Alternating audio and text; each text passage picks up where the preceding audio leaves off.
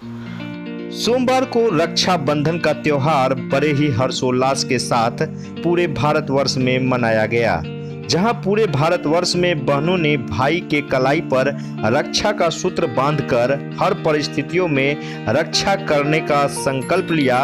इसी दौरान समाज के कुछ ऐसे लोग भी रहे जिन्होंने धर्म से ऊपर उठकर रक्षा के इस संकल्प को आगे बढ़ाया।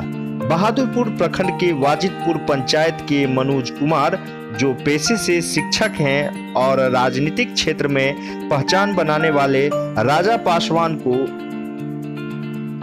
मुस्लिम बहन यास्मीन खातून ने राखी बांधी।